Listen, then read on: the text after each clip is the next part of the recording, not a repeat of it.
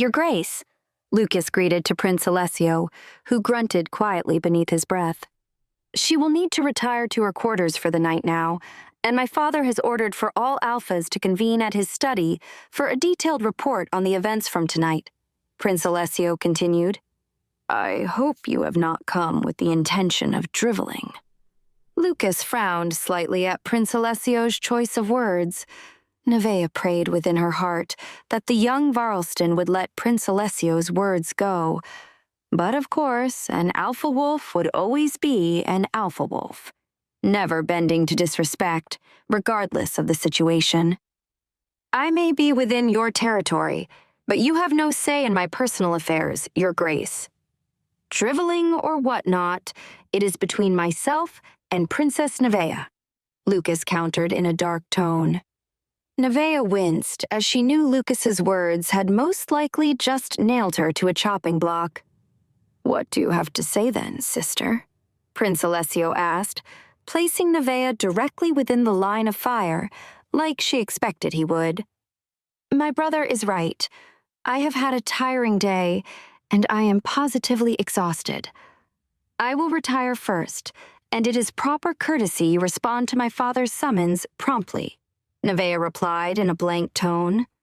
Nivea could see the hurt reflected in the gaze of the young Varlston, whom Nivea knew had developed a boyish crush on her.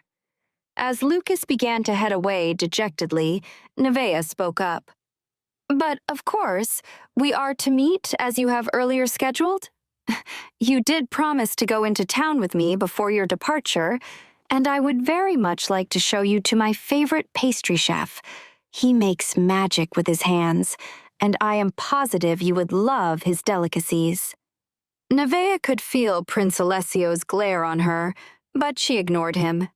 He would be angered, but if Nivea failed to trap Lucas Varlston like Alpha King Lothair had bid her, then repercussions would be far greater than anything Prince Allesio could ever do to her. In every situation, Nivea had learned to measure her options. Between her stepbrother and her father, who was more terrifying? Nivea knew the answer clearly, and so she settled for the lesser evil. Lucas's head perked up, a wide grin on his lips as he nodded eagerly. "Certainly, Princess. As soon as the urgent discussions are over, I will come find you," Lucas said, his eyes glinting with youthful excitement. Nivea felt a pang of guilt within her heart as she returned his smile with her best version of a genuine smile. "And again, it's Vea, Lucas," Nivea said as she gestured for him to go on ahead. As Lucas strode away satisfied, Nivea held back a flinch as Prince Allesio's gaze turned to her.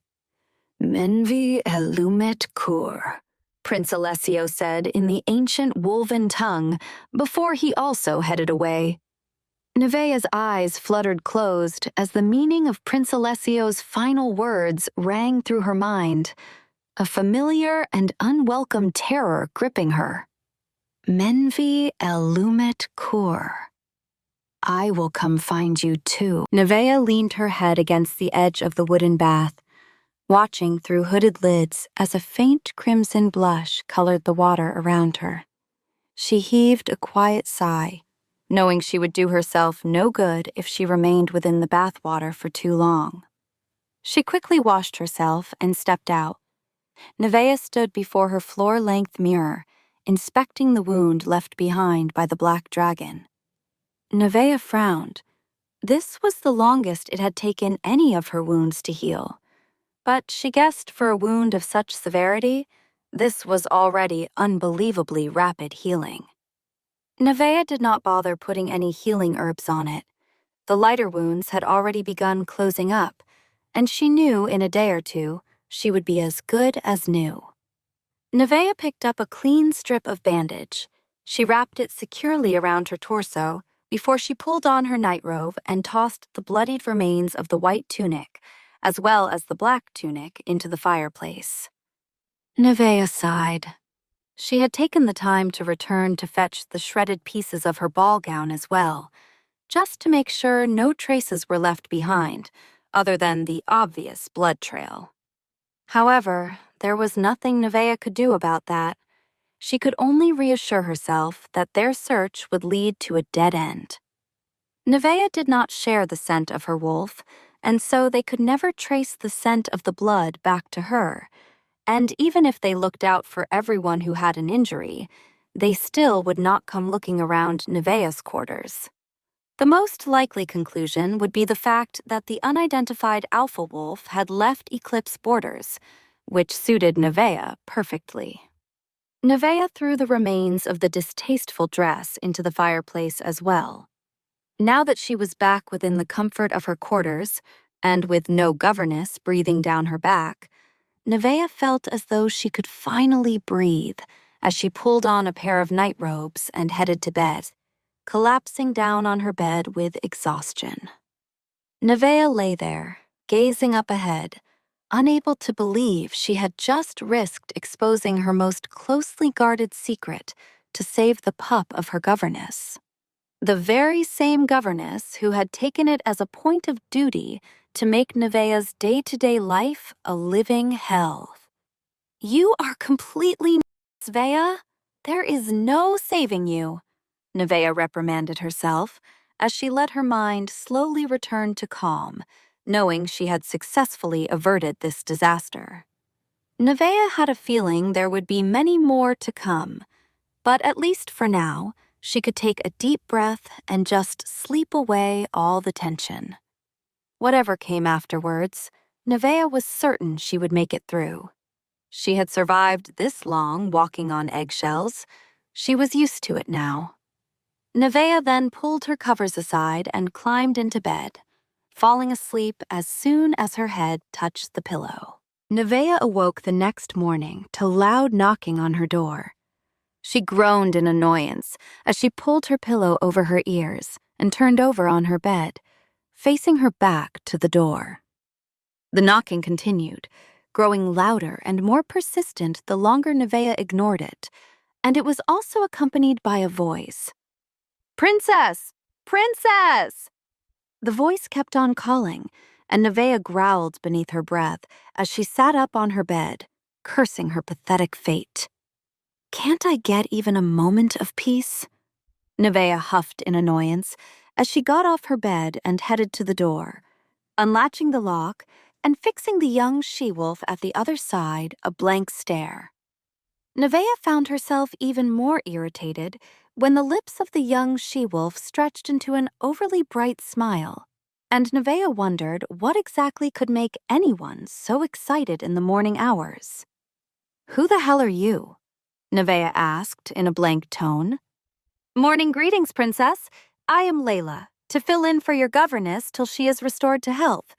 I will take care of all your domestic affairs and otherwise from henceforth," the young she-wolf announced with a bow.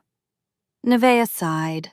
She should have known her stepmother would never let her go unmonitored for even a single moment. Fate had just taken away the infuriating governess, and here came another to watch her every move and report back to their queen. "Whatever," Nivea murmured as she moved away from the door and headed back to her bed, laying down and pulling the covers over her head. "I apologize for waking you up so early, Your Grace. I did hear the princess is usually cranky in the morning. I was just eager to get started and hurried over here as soon as I was assigned. I hope you can forgive my oversight," Layla apologized. Nivea sighed as she turned away from her new attendant, who seemed rather chatty for a spy. "Oh, right. Did Your Grace hear of the events that happened in the Eclipse Palace last night? The news is everywhere," Layla exclaimed as she went around, tidying up Nivea's room dutifully. Nivea perked up at this, frowning slightly as she watched Layla actually put her things in order, which was surprising, as Nivea's governess never actually did anything other than yell at Nivea. Nivea was always the one to take care of the cleaning and laundry and all other things related to herself, although Nivea did not awfully mind it. It gave her something to do when she was not being paraded around like a commodity by her father. "What news?"